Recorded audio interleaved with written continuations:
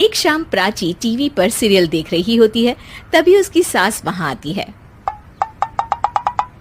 अरे सीरियल में तो ऐसे मग्न है जैसे आज रात का खाना पड़ोसी आकर बनाएंगे।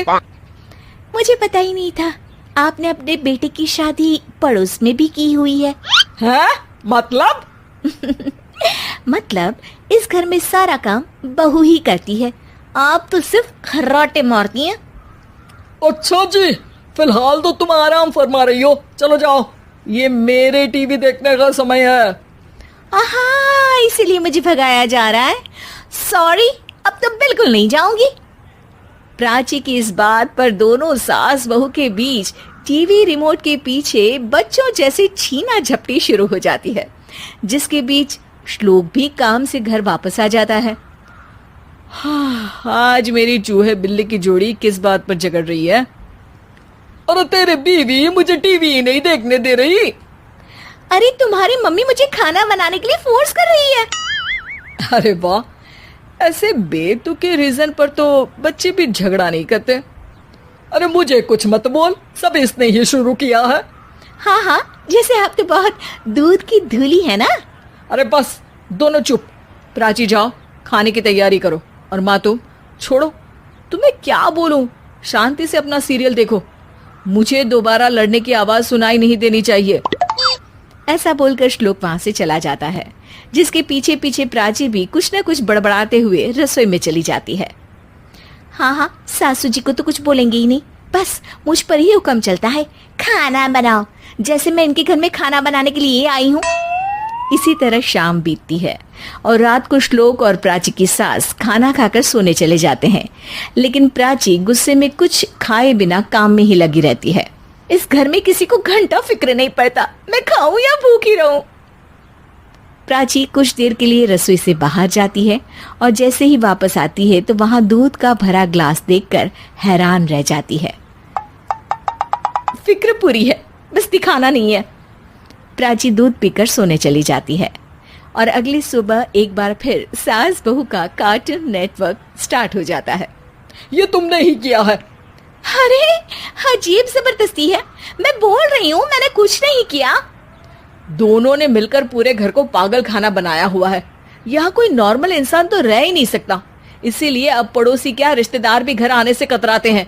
और सुन बेटे, तू भी चंगा, तेरी माँ भी चंगी, तेरी बीवी भी चंगी, रिश्तेदार।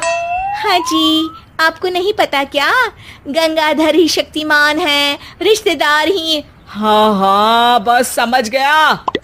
कभी जानवरों जैसे लड़ेंगी तो कभी जुगलबंदी करेंगी। भाई मैं आप दोनों के बीच में नहीं फंसना चाहता। सास बहू की इस मनमौजी जोड़ी से परेशान होकर श्लोक अपना सिर खुजलाता वहां से चला जाता है। चलो अब मैं भी कीर्तन में जा रही हूँ।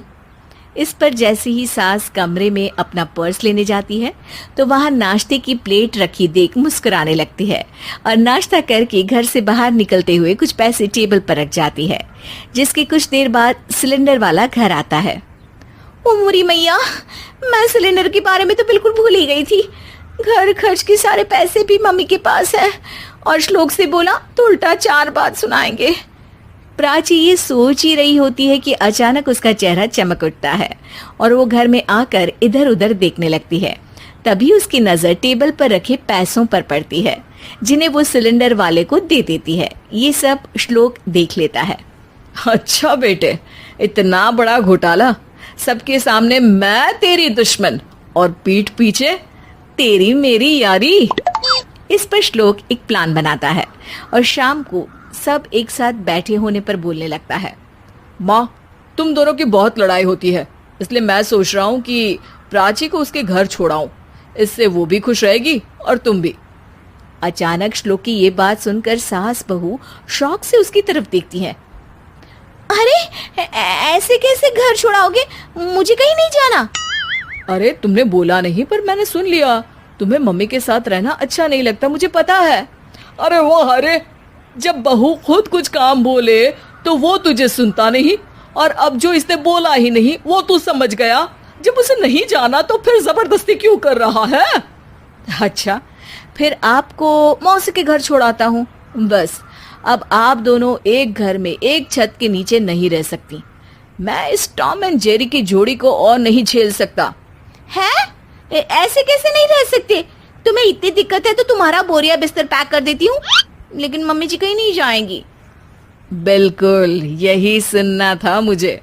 अगर दोनों में इतना ही प्यार है फिर हर वक्त ये लड़ाई का नाटक क्यों करती हो? देखा मैंने कैसे माँ किचन में दूध रखती है और तुम उनके लिए कमरे में नाश्ता रखती हो, और कैसे वो पहले ही तुम्हारी दिक्कत समझकर घर में पैसे रखकर बाहर जाती है।